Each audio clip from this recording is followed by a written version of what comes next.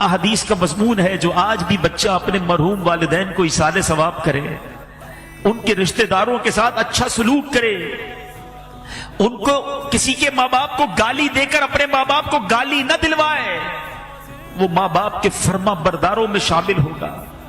لوگ اپنے ماں باپ کو گالیاں دلواتے ہیں، کیسے؟ صحابہ نے کہا حضور اپنے ماں باپ کو کون گالی دے سکتا ہے؟ اللہ کے حبیب نے فرمایا دوسرے کے ماں باپ کو گالی دیتے ہیں لوگ، پھر ان کے ماں باپ کو گالی دیتے ہیں۔ گالیاں دینے والوں ماں بہن کی گالیاں دیتے ہو، زبان لٹک نہیں جاتی؟ اس لیے دی اللہ نے زبان، اور پھر سامنے سے کیا ہوتا ہے؟ تمہاری ماں تمہاری بہنوں تمہارے والد کو گالیاں پڑتی ہیں، اچھا لگتا ہے؟ ارے ایسے کام کرو کہ لوگ کہیں ایسی اولاد ہے تو ماں باپ کیسے ہوں گے؟ اتنا پیارا بیٹا، ایسی پیاری اولاد، ان کے ماں باپ کو اللہ جنت نصیب کرے۔ ایسے کام کرو نا کہ ماں باپ کو قبر میں بھی رحمتیں اور دعائیں ملیں۔ اگر آج کوئی چاہتا ہے کہ اپنے ماں باپ کی روح کو خوش کر لے، خوب ایصال ثواب کرے، نفل نماز پڑھے تو ماں باپ کے نام پر ثواب بھیج دے، ذکر و اذکار کرے، ماں باپ کی بارگاہ میں نامہ اعمال پیش ہوتے ہیں، یاد رکھنا گناہ نہ کیا کرو۔ ہمارے گناہ جب ماں باپ کے پاس جاتے ہیں تو ماں باپ غمگین ہو جاتے ہیں۔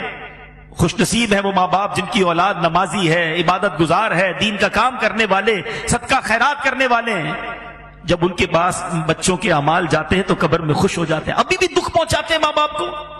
سوچے وہ بچے جو آج فلمیں، ڈرامے، گانے، باجے، شراب، جوا، حرام، بدکاریاں، بے حیائیاں، نامحرم لڑکوں کی دوستیاں، یہ ساری چیزیں ماں باپ کو جب قبر میں پہنچیں گی، زندگی میں بھی خدمت نہ کی اور مرنے کے بعد قبر میں بھی دکھی کیا، ارے انہیں راضی کرنا ہے تو ایسا کرو کہ روز ثواب پہنچے۔ میں مشورہ دیتا ہوں اللہ کی رحمت سے، جو بھی کہہ رہا ہوں یہ تحدیث نعمت اور جو بھی ہے یہ اپنی والدین ہی کی تربیت اور امیر اہل سنت کی تربیت کا صدقہ ہے۔ ہمارے پاس تو جو بھی ہے والدین کا ہے نا، یہ بھی ایک بات یاد رکھنا، جن کے ماں باپ حیات ہیں اور چلے جائیں، دونوں صورتوں میں ایک بات یاد رکھنا کہ آپ کے پاس اور میرے پاس جو کچھ ہے، پیسہ ہے، عزت ہے، شہرت ہے، مقام ہے، واٹ ایور، یہ سب کچھ ماں باپ کا ہے۔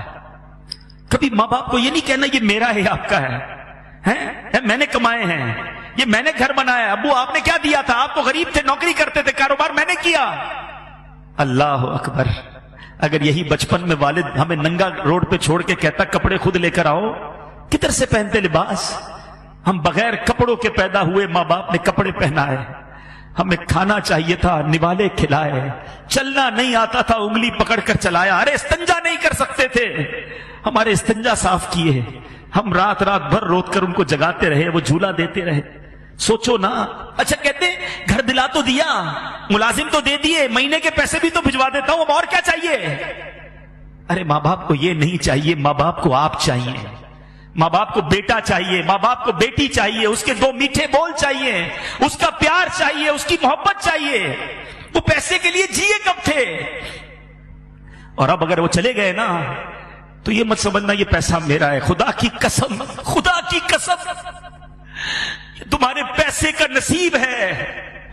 اگر تمہارا پیسہ ماں باپ کے لیے کسی جگہ استعمال ہو جائے، ماں باپ پر خرچ ہو جائے اور زندگی میں خرچ ہو جائے، تو خوش نصیب ہے وہ بچہ کہ کبھی ماں باپ کو کچھ لا کر کھلائے، کبھی ماں باپ کو کچھ اچھا پہنائے، کبھی ماں باپ کو کوئی تحفہ دے۔ اس سے زیادہ خوش نصیب کوئی نہیں ہے۔ ساری زندگی جنہوں نے مجھے پہنایا، جنہوں نے کھلایا، آج اللہ نے موقع دیا کہ میں ان کو کچھ پیش کر سکوں، اور اگر اس وقت نہ کر سکے، اللہ نے بعد میں مال دے دیا ہے، اللہ نے بعد میں نواز دیا ہے نا، تو آج کر لو نا، بھیجو نا ثواب انہیں، صدقہ کر کے، خیرات کر کے۔ مشورہ دیتا ہوں ماں باپ کے نام کی مسجد بناؤ، اللہ نے دیا ہے نا، اللہ بڑا کریم ہے، صرف ماں باپ کو ثواب نہیں ملے گا۔ اللہ کے حبیب فرماتے ہیں جو اللہ کے لیے مسجد بناتا ہے، اللہ اس کے لیے جنت میں گھر بناتا ہے۔ ماں باپ کو بھی ثواب ملے گا، تمہیں بھی جنت میں گھر مل جائے گا۔ اور ہم نکمے روز ثواب نہیں پہنچائیں گے، مسجد والے روز ثواب پہنچائیں گے۔ مجھے جب بھی فیضان جیلان دیکھتا ہوں، اس مسجد میں جب بھی آتا ہوں، مجھے سکون ہوتا ہے کہ انشاءاللہ یہاں ہونے والی ہر نماز میں میرے والد کو ثواب ملتا ہو، یہاں ہونے والے ہر اجتماع میں میرے والد کو، مجھے بڑی امید ہے، مجھے یاد ہے وہ سارے دن کہ اس مسجد میں کتنے نمازی تھے اور کس طرح ابو آتے تھے، کس طرح ہماری ہمتیں بڑھاتے تھے۔ مجھے ایک صاحب ملے، مرنے کے بعد بہت ساری باتیں پتہ چلتی ہیں، اسلم ڈیڈی ماشاءاللہ اس مسجد میں، وہ بھی ہمارے بہت اچھے ساتھیوں میں سے تھے، آج کل فیصلہ آباد میں ہیں۔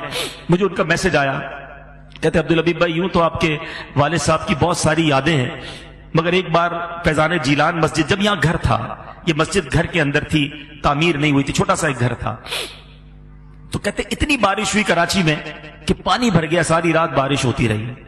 کہتے میں بڑی کوشش کر کے پانی میں سمجھ لیں گاڑی بھی میری ڈوبنے لگی، بڑی مشکل سے، گھر تھوڑا دور تھا ان کا، میں فجر کی نماز کے لیے یہاں پہنچا، میں تھا، میرا ایک بیٹا ساتھ تھا یا 2 بچے ساتھ تھے۔ کہتے مسجد میں آیا، کوئی نہیں تھا سوائے آپ کے والد صاحب کے۔ یہ اب بتایا انہوں نے والد صاحب کے انتقال کے، بولا اکیلے آپ کے والد صاحب بیٹھے تھے اور انتظار کر رہے تھے کوئی نمازی آ جائے تو ہم جماعت سے فجر ادا کر لیں۔ تو اللہ تعالیٰ ان کو جنت الفردوس میں اعلیٰ مقام عطا۔ ابو کی تو اب یادیں ہی رہ گئی، مگر اب میں یہ چاہتا ہوں، ہماری تو وہ دولت چلی گئی، جس کے پاس ہے قدر کر لو۔